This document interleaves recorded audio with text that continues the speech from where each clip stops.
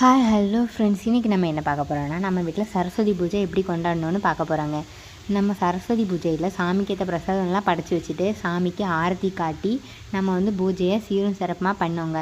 இந்த சரஸ்வதி பூஜை எதுக்குன்னா, படிப்புக்கு சொந்தமான கடவுள் தாங்க சரஸ்வதின்னு நம்ம சொல்லுவோம்.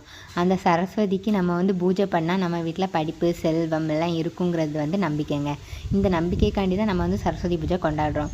இந்த கொண்டாட்டத்தில் நம்ம மட்டும் கலந்துக்கிட்டால் எப்படிங்க? நம்மளோட செல்ல குட்டீஸும் சரஸ்வதி பூஜை கொண்டாட வேண்டாமாங்க?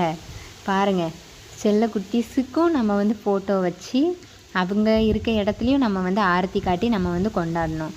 சரஸ்வதி பூஜை ரொம்பவே நல்லா நடந்துச்சுங்க. ஆனால் சரஸ்வதி பூஜை எப்படி இருந்தாலும் அதில் உள்ள சர்க்கரை பொங்கல் இருக்கே, அதோட டேஸ்ட்டுங்க. இந்த வீடியோவை பார்த்து நீங்கள் யாரெல்லாம் சரஸ்வதி பூஜை கொண்டாடினீங்கன்னு கமெண்ட் பண்ணுங்கள், லைக் பண்ணுங்கள், ஷேர் பண்ணுங்கள், சப்ஸ்கிரைப் பண்ணுங்கள். தேங்க்யூ.